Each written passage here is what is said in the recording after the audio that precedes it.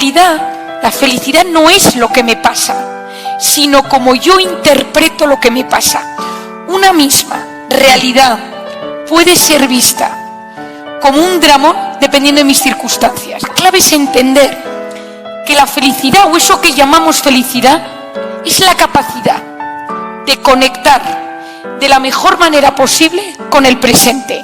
Es decir, me llega algo bueno y lo disfruto, me llega algo malo y lo gestiono. Me encantaría que cuando salgáis de aquí penséis, este tema que ha dicho Marian, que ha mencionado Lucía, quiero trabajarlo, quiero profundizar, me ha abierto los ojos, que de verdad este evento familiar, aunque seamos muchos, nos remueva el alma para poder ser mejores.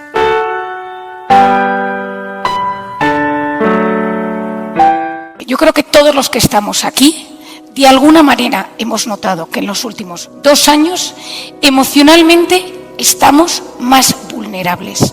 No conozco a nadie que me diga, no, pues yo estoy mejor que nunca. Me considero con más autoestima, más seguro de mí mismo, mejor concentración, presto mejor atención, memorizo mejor. Todos hemos notado que en estos 2 últimos años algo nos ha cambiado. Claro que hay una parte que ha tenido que ver con la pandemia, que ahora explicaré, pero hay una serie de circunstancias, algunas conscientes y otras inconscientes, que han modificado el cerebro. Yo sé que algunos de los que estáis aquí me habéis leído, me habéis escuchado y mis términos os resultan familiares. Pero también sé que algunos de los que estáis aquí es la primera vez que me escucháis. Entonces, ni siquiera sabéis lo que es el cortisol. Entonces, eso hay que explicarlo. ¿Qué es lo que está sucediendo? Lo primero es que vivimos intoxicados de miedo, de incertidumbre, de inseguridad o de soledad. Nunca hemos estado tan conectados y nunca nos hemos sentido tan solos. Las redes sociales, Internet, lo digital, fue diseñado para acercar, para hacernos más eficientes, pero el 60% de la sociedad en los últimos 2 años ha reconocido haberse sentido profundamente solo. Esto es importante, porque no hay nadie que atraviese una depresión, un cuadro de tristeza agudo, que no tenga el síntoma de soledad, que diga, yo me siento solo. Y gran parte de la mejoría es cuando notas que esa gente que te rodea es apoyo, es confianza, y eres capaz de recibir ese cariño. Ese miedo, esa incertidumbre, esa inseguridad es cortisol, hormona del estrés. Mi primer libro, Cómo hacer que te pasen cosas buenas, lo explica muy bien. Pero tenéis los podcasts para entender el cortisol, hormona que se activa cuando yo me encuentro amenazado. Si yo voy caminando por la calle y aparece un león, todo mi organismo se pone en marcha, en modo alerta, para que yo pueda salir corriendo o luchar. Pero la clave, y esto lo he repetido por tierra, mar y aire en los últimos 5 años, es que mi mente y mi cuerpo no distinguen una amenaza real de una imaginaria. Tanto el león que va detrás de mí como la posibilidad de que aparezca un león, ese cortisol se activa. ¿Y si mi pareja me es infiel? ¿Y si me quedo sin trabajo? ¿Y si no llego a fin de mes? ¿Y si mi familia no se vuelve a hablar por este tema que ha sucedido? ¿Y si no puedo dar dinero a mis hijos para los estudios? ¿Y si no puedo comer porque no tengo suficiente dinero? ¿Y si me quedo solo? ¿Y si no encuentro pareja? El 90% de lo que nos preocupa nunca sucede. Pero mi mente y mi cuerpo no distingue eso real de lo imaginario. Entonces, el primer diagnóstico es que todos nosotros tenemos una serie de miedos. Algunos son reales, otros son imaginarios. ¿Y si me caso mal? ¿Y si mi padre fallece y no soy capaz de gestionar el negocio? ¿Y si mi hijo está en las drogas? ¿Y si mi hija deja los estudios después de que he invertido dinero en ella? Todos esos miedos tienen un impacto directo en mi salud y me enferman física y psicológicamente. Pandemia, intoxicación de cortisol, soledad, no te toques, no te acerques. Segundo, estamos en la era de la gratificación instantánea. Esto es otra hormona que se llama la dopamina. Lo quiero todo ya, quiero sentir. Y hoy en día tenemos máquinas expendedoras de placer a todas horas. El celular, la comida, el azúcar, los hidratos, la droga, el alcohol, al acceso. Y eso modifica mi sistema de recompensa. Si yo cada vez que quiero algo lo tengo, si yo cada vez que me siento triste, aburrido, ansioso, soy capaz de acceder a algo que me da dopamina y me quita ese estado de malestar, yo dejo de ser capaz de tolerar el dolor, la ansiedad y la frustración. Por lo tanto, cada vez que algo malo me pasa, y todos los días nos pasan cosas malas y buenas también, lo vivo de una forma dramática, porque no soy capaz de gestionar lo malo. Y el tercer diagnóstico es que hay una crisis profunda de la atención. Me cuesta conectar con la realidad, porque estoy todo el día estimulado con el celular. Y me meto en TikTok y en Instagram y un vídeo de YouTube todo el rato. Y esa hiperestimulación de lo digital altera, deteriora esa zona de mi cerebro que me ayuda a profundizar, a concentrarme, a prestar atención. Y cuando yo tengo esa zona anulada, solo me va lo superficial, solo me van las sensaciones. Y cuando vivo a base de sensaciones, pierdo el sentido de mi vida. Y la felicidad depende de que yo sea capaz de levantarme cada mañana y diga, mi vida tiene un sentido, tengo un propósito, ayudar a los demás. Muchos de los que estáis aquí en Jardín Guadalupano tenéis un trabajo que para mí es impresionante, que es acompañar de la forma más delicada posible a personas que han terminado su vida. Es un momento clave de delicadeza. Mi padre tiene una frase que dice, la filosofía, el pensamiento, nace a orillas de la muerte. Alguien se te muere y te pones a pensar. Es que si no, no piensas. Por lo tanto, estos tres diagnósticos, el miedo con el cortisol, la necesidad de sentir placer a todas horas con la dopamina y la incapacidad de pensar y de profundizar, lo que hacen es que deterioran mi cerebro, mi capacidad de disfrute. Lo que tenemos que saber es que no existe ninguna historia de nadie de los que estáis aquí, incluida Lucía y yo misma, que no tenga heridas, que no tenga batallas, que no tenga problemas de verdad. El más rico, el más guapo, el más estupendo, el que parece que todo le va bien, esa persona también está librando una batalla en algún tema de su vida. No conozco a nadie. Yo veo en mi consulta gente humilde, gente rica, gente talentosa, gente que la vida le ha ido muy mal, y hasta la persona que de primeras dirías, esta persona es estupenda, esta persona lo tiene todo, de repente hay algo por lo que está luchando.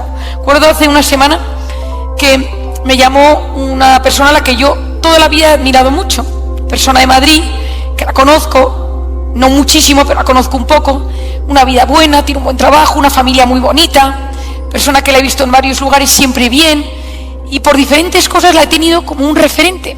Y llamó a mi consulta y dijo que quería hablar conmigo. Entonces me pongo al teléfono y me dice, María, necesito hablar contigo y hablar contigo en consulta. Pensé, esta señora no le pasa nada. Es decir, es imposible que le pase nada.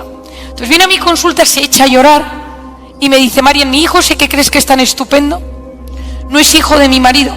Fui infiel una vez en mi vida y no se lo he dicho nunca a nadie. Y ahora me pesa la culpa. Este hijo mío, encima, tiene ahora mismo una enfermedad y le podemos hacer un trasplante, pero hay que hacer análisis genéticos y se va a descubrir que no es hijo de mi marido y estoy metida en un lío. Digo, esta mujer que yo la tenía como el paradigma de la excelencia, ¿qué hago, Marian? ¿Cómo salgo de esto?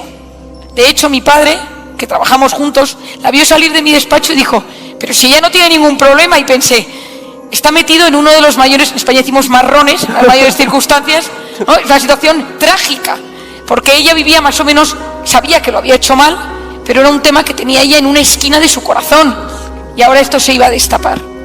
Y me dice ella, Marian, nunca te fíes de las apariencias. Y digo, no, sí, yo ya lo sé, pero una cosa es eso, y otra cosa es que me cuentes algo que realmente, yo cometí un gran error en un momento de mi matrimonio. Con esto os quiero decir que todos los que estáis aquí, si yo os pidiera que sacarais una hoja y me apuntarais 10 temas que os preocupan: el dinero, la salud, la relación de pareja, la no relación de pareja, relación con compañeros de trabajo, saldrían muchísimas cosas. Luego os pediría que de 0 a 10 me pusierais la intensidad del sufrimiento que eso os genera. 10 top, yo sí me pongo de 7 a 10, porque si está apuntado en el papel es que es un mínimo de 7.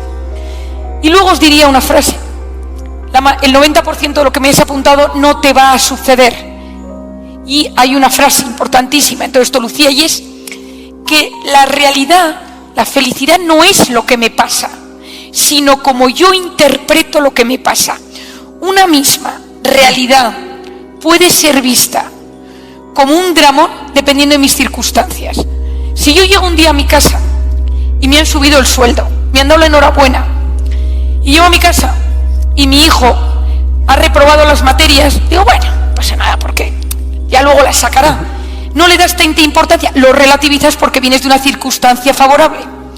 Si llegas de la empresa, si te llaman para decirte que ha habido un gran problema, que has invertido un dinero en negocio de tu cuñado y ese dinero tu cuñado te lo ha perdido, llegas a casa, tu hijo ha reprobado las materias, ojo con la salud de tu hijo y ojo con la reacción con tu hijo. Yo cuento muchas veces una anécdota, pasó hace unos años, yo soy bastante consciente de mis limitaciones, que las tengo.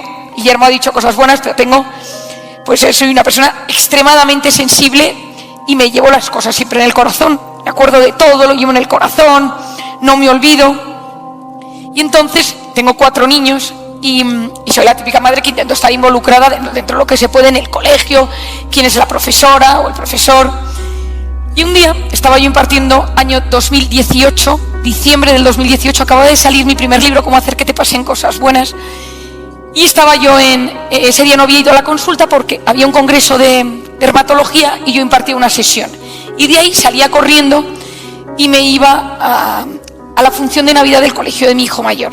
Y entonces salgo del congreso, voy en el coche, me llama mi secretaria y me dice, paréntesis, yo soy muy futbolera, me encanta el fútbol, soy del Barça, lo sigo muchísimo, en mi casa lo seguimos muchísimo, mis hijos son todos chicos, entonces yo juego todos los días media hora al fútbol con ellos, ellos dicen que es poco pero no doy para más, y los fines de semana 1 hora, que mi hijo el segundo dice, mamá, es que solo juegas 1 hora al fútbol en los fines de semana, ¿no? Acabo agotada. Y entonces salgo del congreso, voy en el coche, me llama mi secretaria y me dice, oye, Marian, que acaba de llamar el futbolista Andrés Iniesta, que no encuentra tu libro en las librerías y quería hablar contigo. Y le digo, ¿qué le has dicho? Me dice, nada, le mandó al Corte Inglés. Digo, como si aquí le mandó a Gandhi. Y le digo, pero te habrá dado el teléfono, el contacto. No, le he dicho que te mandara un correo. Y yo, que soy muy futbolera, le digo, bueno, ¿y qué más ha dicho? Nada más. Simplemente que buscaba el libro, que quería hablar contigo. Andrés Iniesta, el que marcó el gol del final del Mundial, seguro que aquí lo visteis porque fue un golazo contra Holanda. Y entonces los que no son futboleros no lo entenderán tanto, pero yo, muy fan, y le digo, pero ¿y nada más? No, he dicho que te mande un correo. Entonces me meto en el correo y empiezo a actualizar el correo, actualizar desde el coche. Y llego toda nerviosa al colegio de mi hijo y me encuentro con la directora, estaban todos los padres sentando y me dice, Marian, tengo que hablar contigo, porque ayer hubo una pelea en el patio del colegio y se rompió la nariz un niño y tu hijo, y le digo, ¿pero a mi hijo le pasó algo? Y me dice, no, a mí me daba igual la pelea, yo estaba pendiente del mail que iba a llegar a Andrés Iniesta. Claro. Me dice, no, Marian, pero te tengo que contar porque fue un tema dramático lo que sucedió, porque hubo un niño y tu hijo...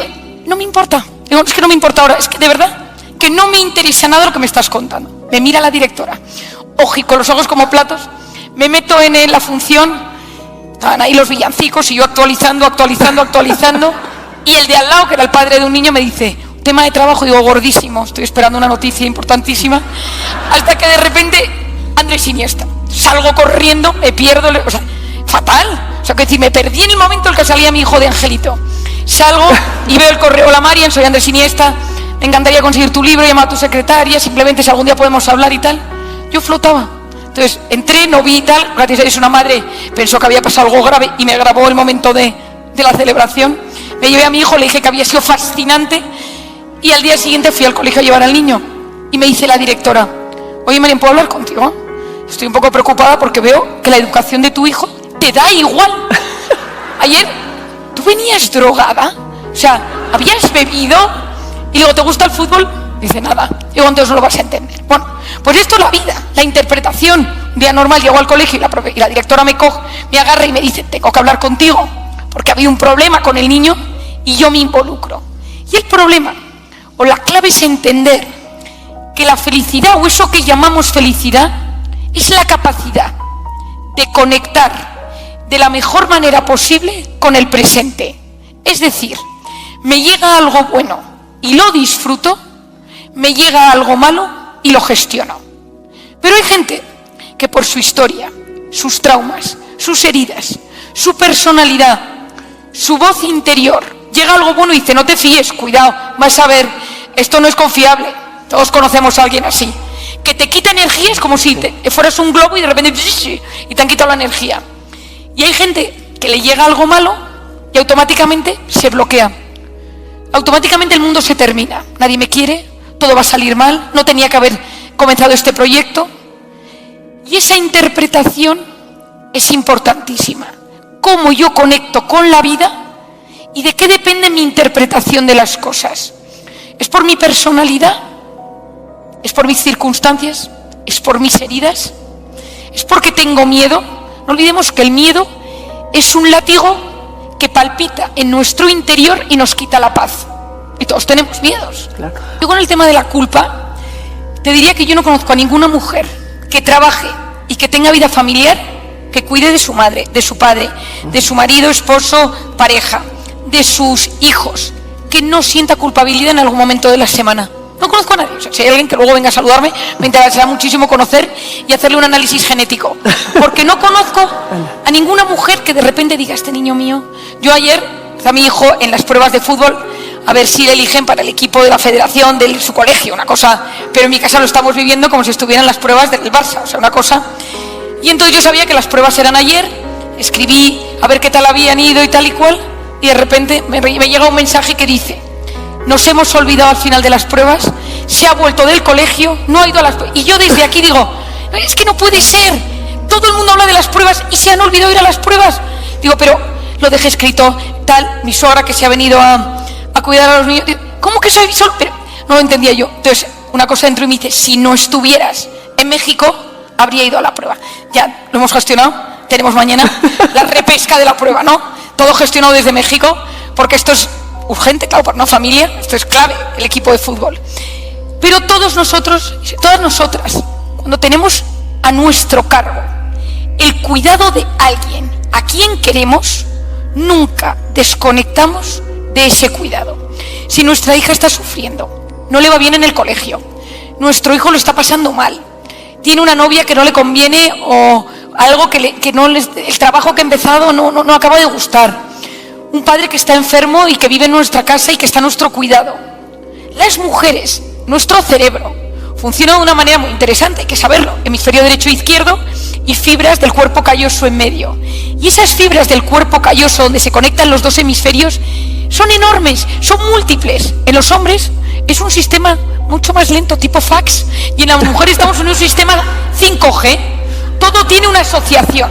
Tú ves a alguien, esa persona te recuerda, entras en la oficina, entra tu compañera y ese día lleva el pelo de otro color que te recuerda a una amiga del colegio que te hacía un poco de bullying y no te caía bien, que llevaba el pelo igual.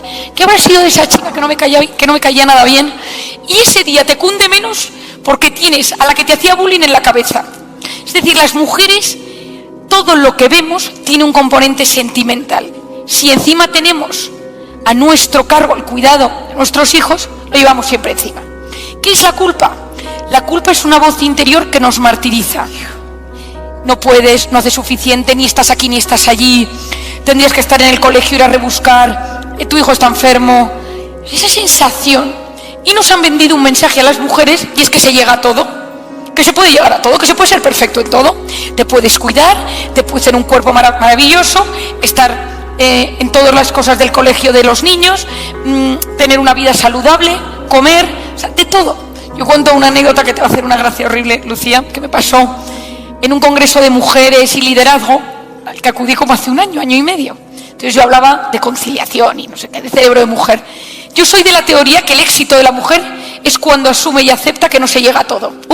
Eso cambia todo, ¿no? Es decir, yo hago a mis pacientes, a mujeres, les hago en un folio, les pongo como unas flechas hacia arriba y digo, pareja, hijos, salud, formación, cuidado de padres, trabajo, formación, lo que cada uno quiera poner, que son los pilares de su vida. Y le digo, no puedes aspirar a que todo esté entre 8 y 10. Es imposible. Hay momentos, lo que pasa es que nada puede estar en menos de 5. O sea, hay épocas en las que tienes que estar más pendiente de los hijos, épocas que tienes que estar más pendiente de tu pareja, de tu trabajo, de tu formación, sea la que sea, pero no puedes estar siempre top y a cuidarte, hacer ejercicio, comer saludable, imposible.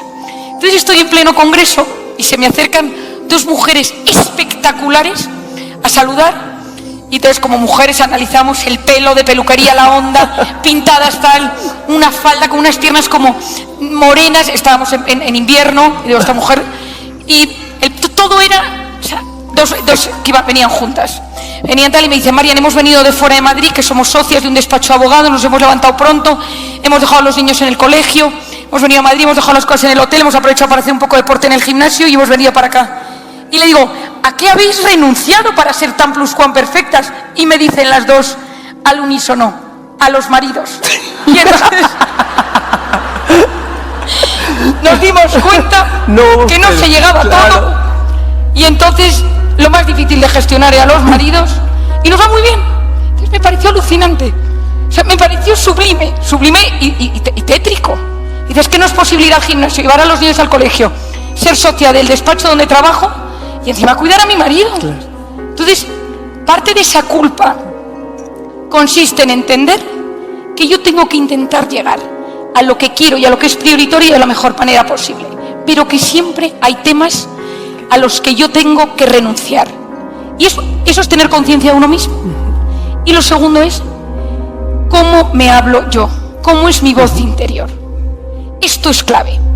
Hoy en día se sabe, se ha descubierto, que el 50% del tiempo estamos en modo, y tiene un nombre que no quiero que nadie recuerde, por Dios, red neuronal por defecto, que significa voz en off.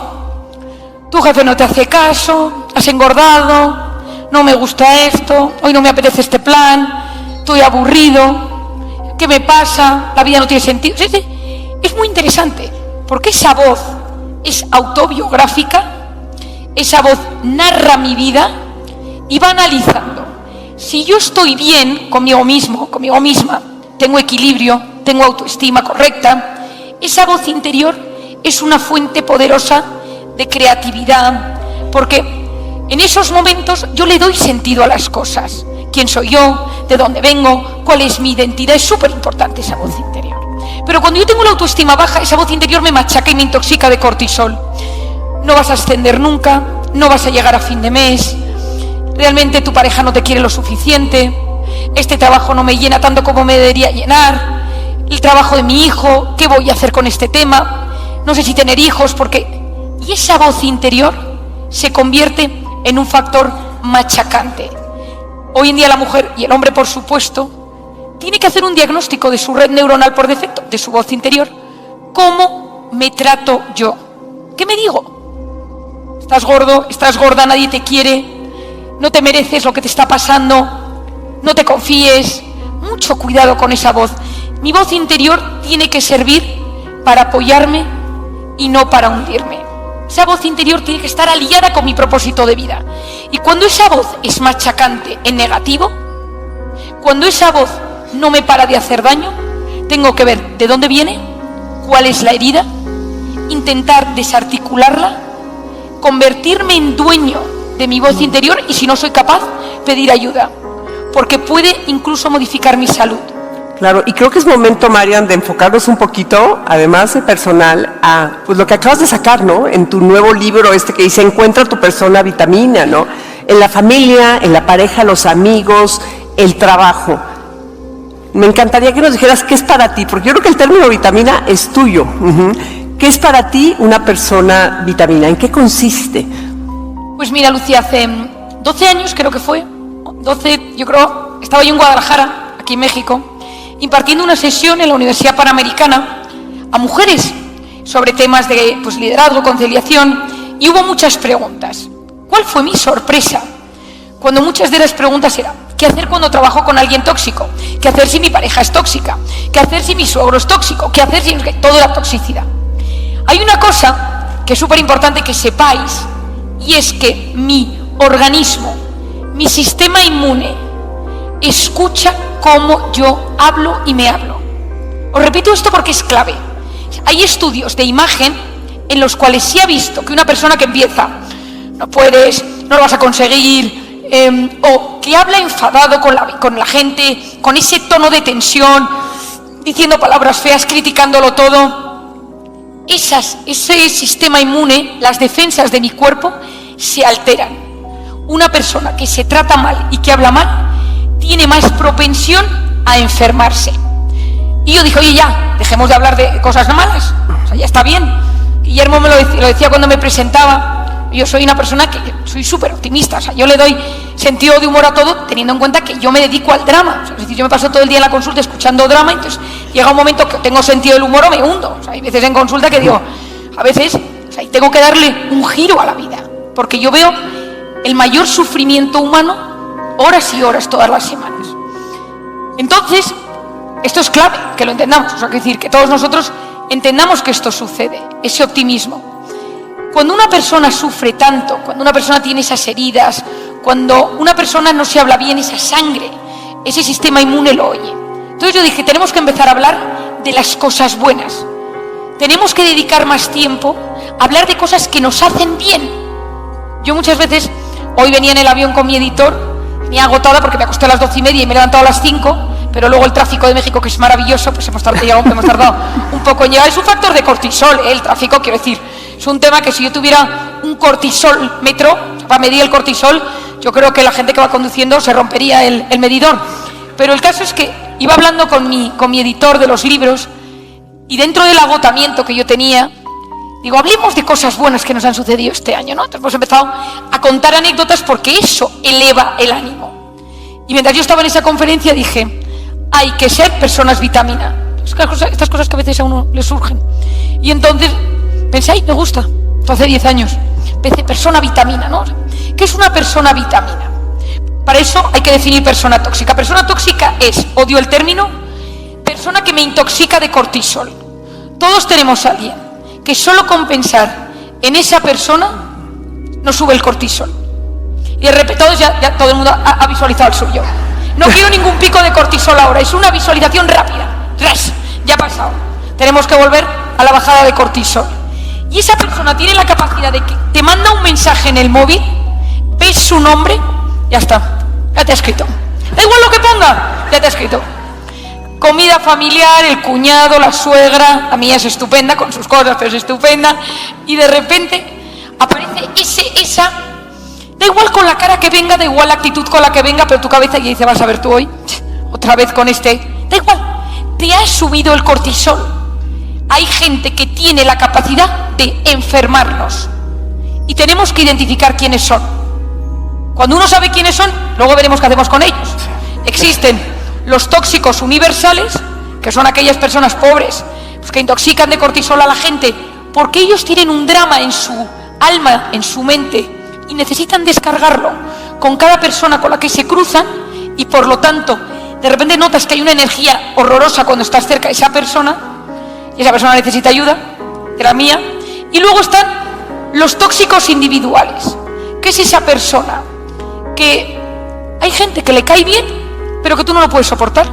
Es una cosa tuya. A mí me pasó hace unos años una paciente que vino a mi consulta, que pasaba toda la consulta, pero los primeros 15-20 minutos metiéndose conmigo.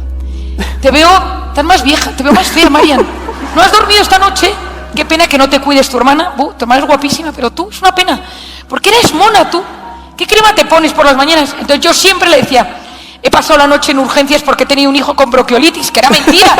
Pero, entonces cuando esta paciente venía a mi consulta, yo me ponía, supongo que en México existirá, las ampollas flash que me pongo para las bodas, que te ponen como cara guapa. Entonces yo me ponía la ampolla flash para ver a esta mujer. Y entonces, aún así, Marian, este corte de pelo no te favorece.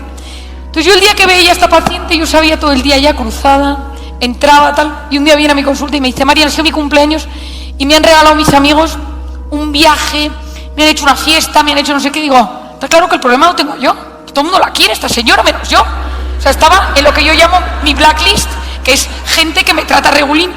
Bueno, pues hay que identificar a las personas que nos intoxican de cortisol. Pero a ver, Marian, ¿qué pasa si esa persona es alguien muy cercana a ti? O sea, es alguien que no te puedes deshacer de él. Que no te puedes deshacer, en pocas palabras, que va a estar en tu vida presente todo el tiempo. Bueno, pues cuando lo has identificado, y te has dado cuenta que no es un tóxico universal, porque es un tóxico universal hay que buscar a la persona más cercana a ella que le quiera y que le diga, hoy últimamente te noto. O sea, hay que, con alguien con muchísima mano izquierda, llevarla a la puerta de un psicólogo, o a la puerta de un psicólogo, y eso hay que hacerlo con mucha gracia. A mí mucha gente me dice, Marian, necesito que a mi cuñado, que a mi jefe, te cuento anécdota, jefe, que es divertidísima.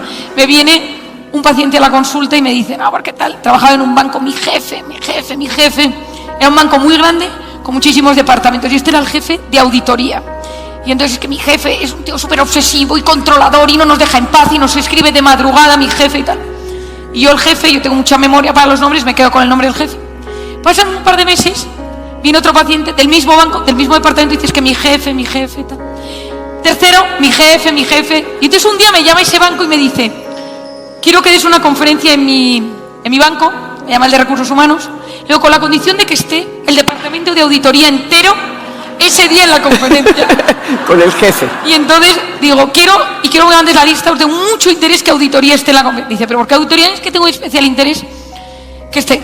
Entonces este jefe, lo que le pasaba es que era hipercontrolador y cronopático. La cronopatía es la enfermedad del tiempo. Seguro que conocéis a alguien que vive obsesionado con aprovechar el tiempo. Entonces se levantaba, llegaba por la mañana a las 8 y entonces decía, ahora la de 8 a 8 y media reunión con este, de 8 y media a 8:45, de 8:45 a 9 y 10. Entonces una angustia de hombre.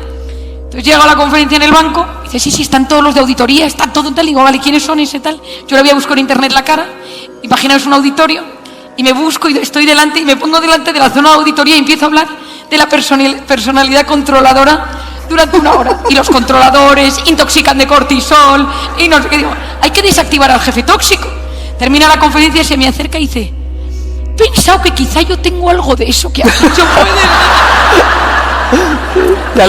Nadie sabía cómo hablar con él. Claro. Nadie sabía qué decirle. Digo, ¿podríamos tú y yo hablar? Digo, tienes mañana el hueco a las 10:30 reservado. Estaba preparado para ti. ¿Pero cómo? Dije, yo sabía que hoy iba a venir alguien con este rasgo en este banco y eres tú, ¿no? Y el otro empezó ya cambió todo el departamento. Entonces, claro, no es tan sencillo, porque claro, no todos podemos llevar así tan fácilmente al tóxico a terapia. Cuando uno tiene un tóxico en lo más cercano, pareja, hijo, nuera, yerno, suegro, cuñado, hermano, alguien que te altera profundamente, te tienes que hacer una pregunta. ¿Por qué me afecta tanto? ¿Qué ha pasado para que esta persona tenga la capacidad de desestabilizarme en cuestión de segundos? ¿Es porque me ha humillado? ¿Es porque siempre me saca de mi zona de confort? ¿Es porque no me quiere? ¿Es porque no está a la altura de las expectativas de lo que yo esperaría efectivamente de esta persona? Porque nadie es tóxico per se, es de repente algo que pasa. Es porque es alguien que cuando tú estás delante dice exactamente lo que sabes que te va a hacer sufrir. Es porque es alguien que siempre te está juzgando, porque no te valora, porque te hace de menos. Cuando tenemos el diagnóstico hecho, y todos tenemos a alguien así en nuestras vidas, que notas que te pone piedras en el camino, la siguiente pregunta es, ¿qué efecto produce en mí? Es decir, ¿qué pasa en mí cuando me siento inseguro, me siento triste, me siento solo, me siento humillado? Entonces ya voy a mi emoción. Yo le estoy dando a esta persona el poder de inflamarme, de subirme el cortisol, de quitarme años de vida, de modificar mi microbiota, que son los microorganismos del intestino, que son la puerta de enfermedades autoinmunes. Es decir, si yo este cuñado tóxico no le gestiono bien, me quita años de vida.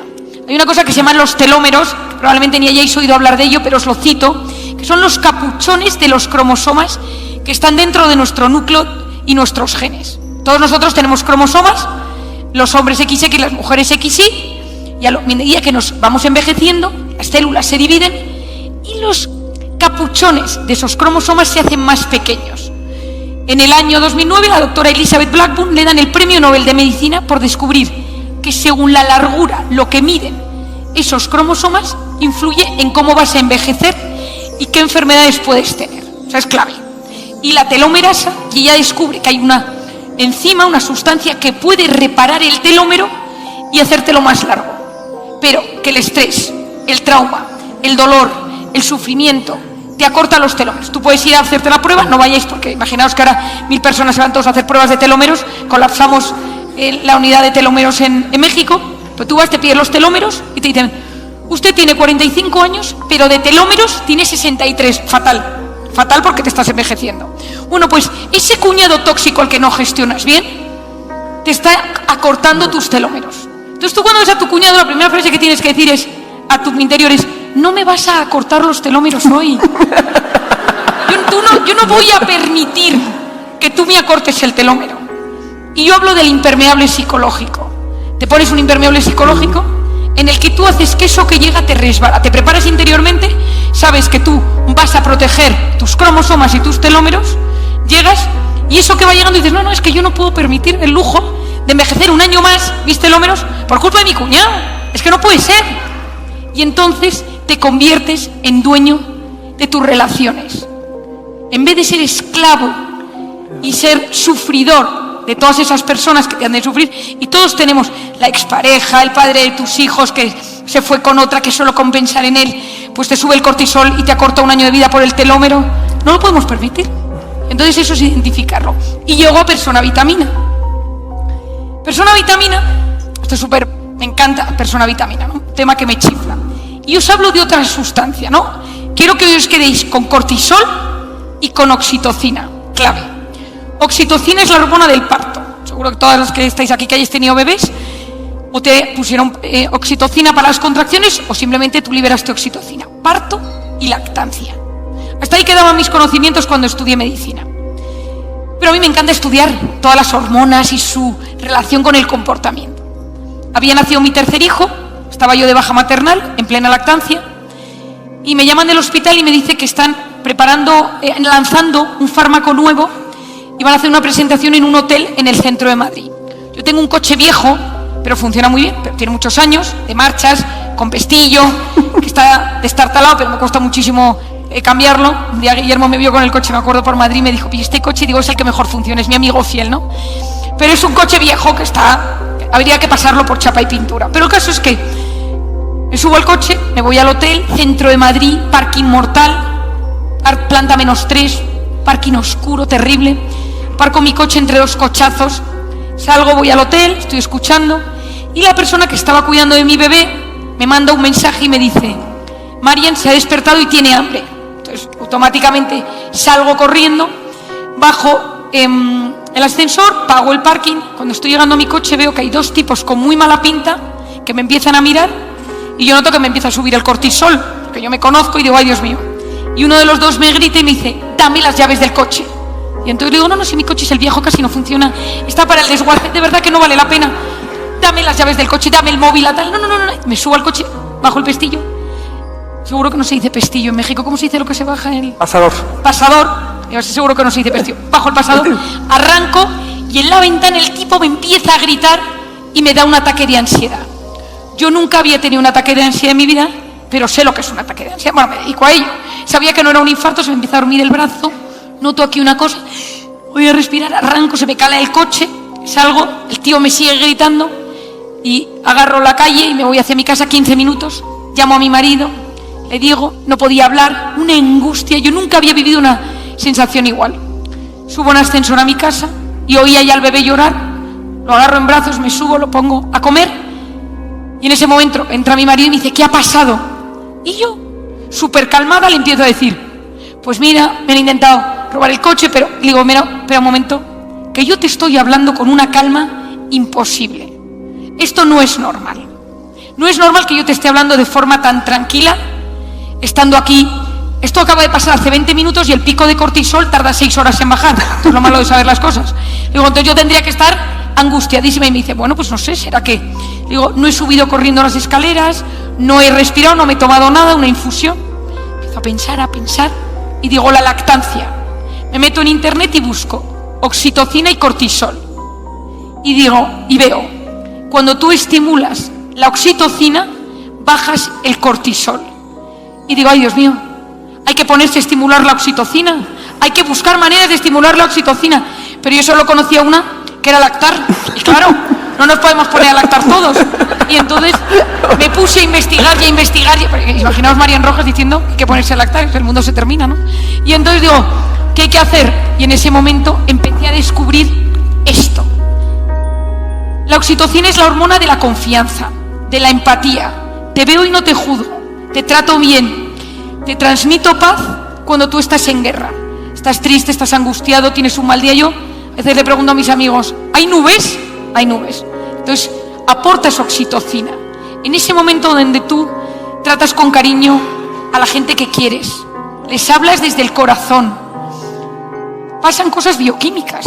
Una persona que tiene miedo, si de repente se siente querida por alguien que le dice, le abraza, abrazos de 8 segundos, claves, y esa persona de repente se siente querida de verdad, algo maravilloso sucede en su interior.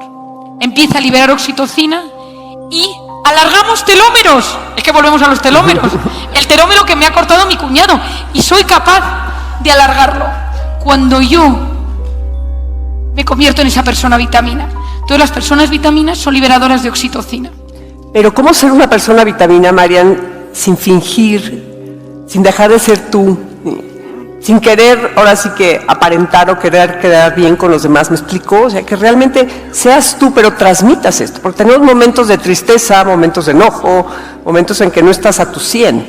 Porque el vitamina pareciera que todo el tiempo tienes que estar bien. No, yo no creo en esa gente que está siempre bien. Me impresiona muchísimo porque todo el mundo tenemos cosas. 2 ideas. La primera es que para estar bien con alguien, lo primero y más importante es estar bien con uno mismo. Y ese estar bien con uno mismo es: cierro mis heridas, me reconcilio con mi pasado, aprendo cómo es mi forma de ser, gestiono mis factores de estrés. Es decir, si yo quiero que mi relación de pareja, de familia, de hermanos, de trabajo funcione, yo tengo que tener un cierto equilibrio interior, porque si no, voy a ser una persona que genere conflicto, que huya del conflicto, que dramatice todo. O sea, primer punto, conocerme, sanarme y dedicar un tiempo a frenar. Lo segundo, que es súper importante, que tú me dices y que yo veo, porque claro, cuando hablamos de personas vitaminas, parece que siempre hay que estar bien. Uno puede ser vitamina para alguien y no serlo para otro. Es decir, existe el vitamina universal, supongo, pero de repente somos vitaminas para algunos y otros no nos soportan. A otros les ponemos nerviosos. Y el, como dicen los americanos, people pleaser, el que está obsesionado con caerle bien a todo el mundo, mal, es agotador. Entonces, hay gente a la que de repente no le vas a caer bien. Lo importante es que tu intención, cuando conectes con las personas, es crear un ambiente oxitocínico en ese instante. Tú puedes estar cansado, puedes estar preocupado, puedes estar triste. O sea, yo tengo momentos a veces en el día que digo, o sea, yo no puedo más. Y todos tenemos esos momentos. Pero si de repente alguien se cruza por tu vida, es que si tú tienes que decidir comprarte un carro, comprar unas zapatillas para correr y vas a 2 tiendas, ¿a quién se las compras? A igualdad de condiciones económicas y de material. Al que te ha tratado mejor. Yo cuento muchas veces una anécdota que me pasó hace unos años. Salía yo de Zaragoza, la familia de mi marido es de Zaragoza, que está a 300 kilómetros de Madrid, y habíamos ido a pasar las Navidades. En Zaragoza en Navidad hace un frío aterrador. Entonces subo al coche con los niños pequeñitos, mis hijos, vamos en el coche y de repente uno de ellos, de los pequeños, dice: mamá, quiero ir al baño. Cualquiera que tenga niños de 2, 3 años, estamos hablando de unos 10, 15 segundos, 30 máximo de margen de maniobra. Y entonces digo, la primera gasolinera, llovía, una lluvia torrencial. Y entonces, primera gasolinera, y entonces era cutre, destartalada. Cutre no se dice en México seguro. ¿Cómo se dice cutre? Cutre es como mala calidad, como... ¿Mugre? Mugre, sí, o sea, de estas como viejas que dices, va a salir volando con el viento. Y le digo a mi marido, vámonos a la siguiente, que esta gasolinera no se sostiene. O sea, esto no sé si mantiene este vendaval. Dice, no, aquí nos quedamos, que el pequeño tiene que ir al baño. Entonces llego a la gasolinera, diluviaba, una sensación malísima, y sale la encargada de la gasolinera y dice: han llegado ustedes en el mejor momento. Acabo de limpiar los baños. Ay, qué gusto de señora, por Dios. Se va mi marido con mi hijo al baño, pongo gasolina, voy a pagar y me dice: perdone que me meta.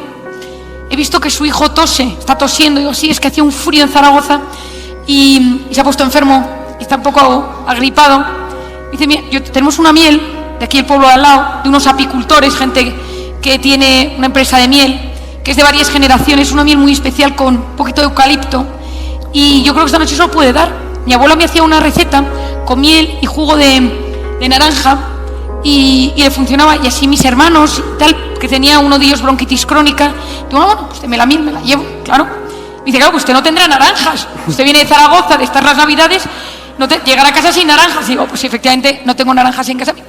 2 veces a la semana, de la huerta de Valencia, de la costa, nos traen unas naranjas y ahora las tenemos en descuento. Si quiere llevarse las naranjas, están deliciosas, dulces. Sí, claro, me llevo las naranjas. Entra mi esposo en el sitio ya para marcharnos y ve unas magdalenas, unas bolsas. Dice, estas magdalenas, y dice, mire, son de una abuelilla que hace unas magdalenas en el pueblo al lado. Se agotan cada día, trae 10 cada mañana. Hoy es que son las 12 de la mañana, solo quedan 3 bolsas.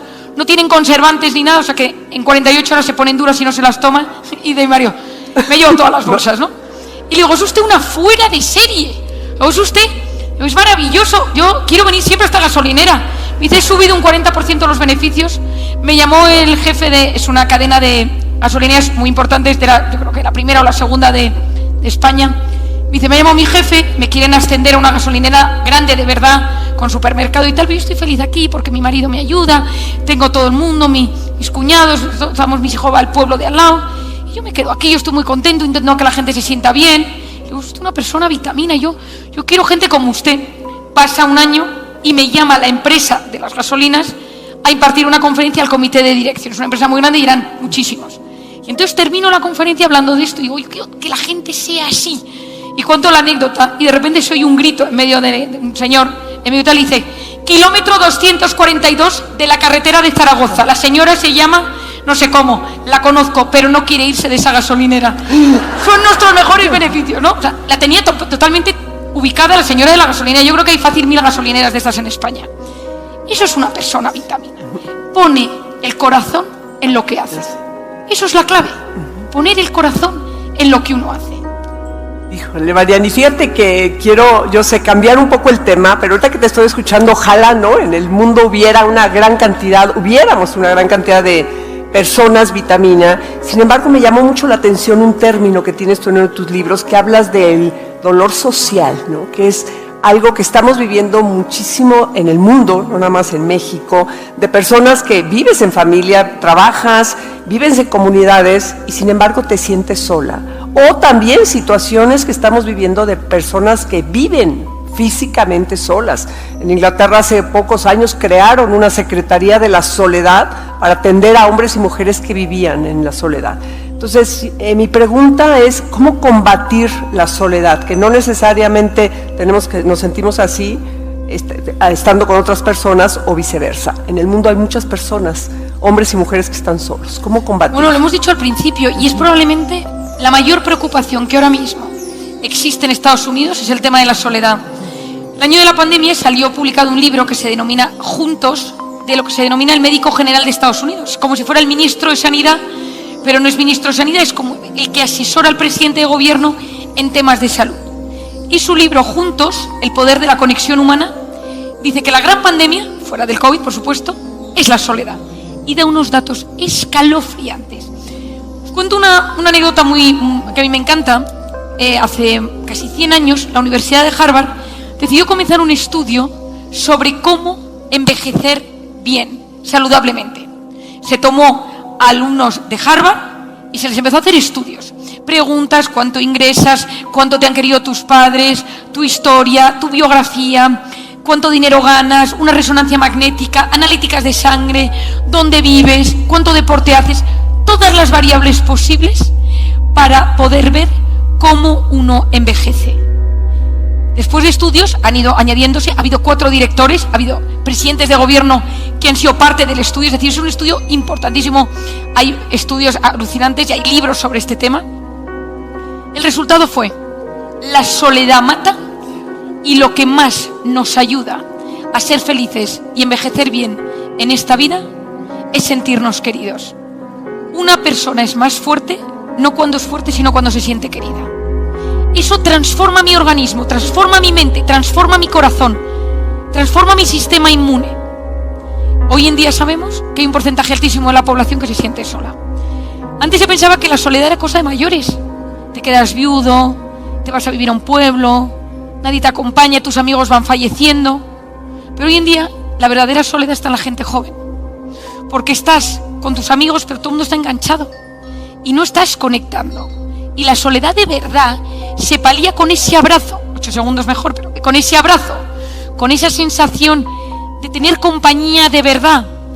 Claro que las pantallas nos ayudan a tener contacto con las personas que están lejos y a las que queremos con locura, pero hay personas que necesitamos tenerlas cerca y necesitamos poder decir me siento solo. Estados Unidos, Nueva Zelanda, Inglaterra, muchos países han creado ministerios de la soledad con políticas para paliar este sentimiento de soledad. ¿Qué recomiendo yo? Lo primero de todo, yo cuando un paciente viene a mi consulta le digo, háblame de tu círculo de amigos o de confianza más cercano. Esas personas con las que tú te reparas, con las que tú de repente notas que dices, este amigo, esta persona con la que de repente me voy a cenar un jueves, algo delicioso, y el mundo es un lugar mejor, porque existen esas cenas los jueves. Esa persona con la que te vas a ver un partido de fútbol, vas a un concierto, escuchas música, te vas a pescar, da igual, puede ser un amigo, un compañero, un sobrino, tu pareja, pero no tenerlo genera un enorme vacío. Yo en consulta muchas veces pongo en contacto gente. De hecho, parte de mi tema es que yo tengo solteros y solteras en la consulta, gente que está sola, tengo una lista, un Excel, y voy juntando. Entonces los pongo en la salita de espera de mi consulta y entonces le digo, ¿estás citado a tal hora? ¿Estás citado la semana pasada? Vino una paciente mía con su hermana que la acompañó y hablé 10 minutos con la hermana y dije, ay, Dios mío, pega muchísimo con el paciente que viene mañana. Y le dije, quiero que vengas mañana a las 3 de la tarde, que te quiero dar un libro y tal. Voy a presentar a alguien que creo que te puede interesar para una cosa de un negocio que está montando. Bueno, entonces a las 3 de la tarde había preparado tal, en esa zona de mi despacho, les siento a los dos y te quiero presentar porque ella sabe mucho de este tema. O sea, dos personas que no tienen nada que ver a nivel profesional, pero yo hice ahí una asociación imposible y les dije, si preferís, iros abajo a tomar algo, Starbucks, que tengo un Starbucks debajo de la consulta, y la encargada es mi compinche. Entonces sabe que cuando le aviso les tengo que poner una mesa, les deja tal, está todo, no, claro, no podemos dejar los detalles al azar si queremos que funcione, ¿no?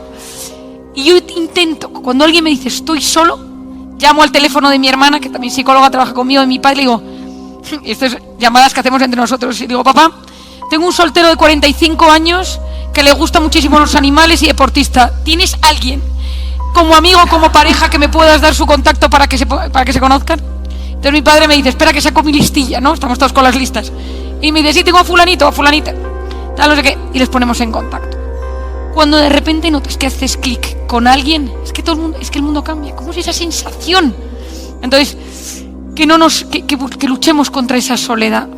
Que esa soledad a veces hay una soledad buena, que es la buscada para yo crecer y repararme, pero hay una soledad muy dañina, que es esa soledad que no es buscada y que hay que hacer todo lo posible y acercarme a alguien y decirle, ayúdame en esto. O sea, de repente llega el viernes, el sábado y no tengo nada que hacer. Eso es un vértigo. Sí. Ahora que estás hablando de otros países, en México tenemos todavía, ¿verdad?, un gran valor por lo que es la familia. Aquí hay muchísimos papás, mamás. ¿Cómo transmitir todo esto que nos estás haciendo reflexionar, Marian, a nuestros hijos? ¿Sí? Sobre todo a las que tengan hijos pequeños, para que crezcan, ¿no?, con esa seguridad. Bueno, para mí la familia es el valor más seguro que existe, porque son los incondicionales. Es decir, es cierto que con ellos son los que más te peleas, los que más les dices, la mayor causa de dolor y sufrimiento vienen por los que más queremos, pero al final hay algo intrínseco, genético, fisiológico, emocional y espiritual muy fuerte. Y México, por ejemplo, es un país muy familiar. En España pasa lo mismo. En España, con 35 años no te has ido de casa. O sea, a mí me sorprende en Estados Unidos cuando ves las series, las películas, la gente se va a los 18 años y de repente aparece a los 35 a presentar el día de Thanksgiving a la novia. O sea, en España aquí, ¿no? Los martes vas a comer, los jueves vas a tal. O sea, hay una sensación. Y mientras hay familia hay esperanza.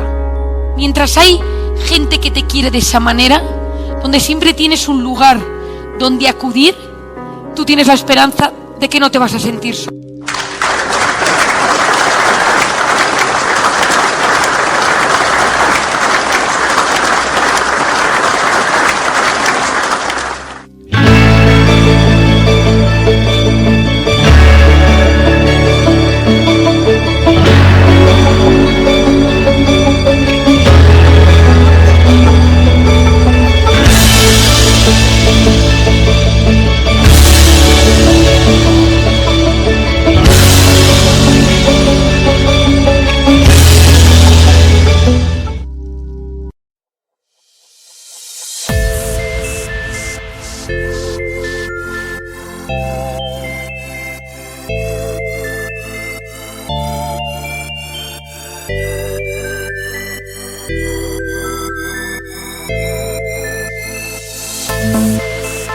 Thank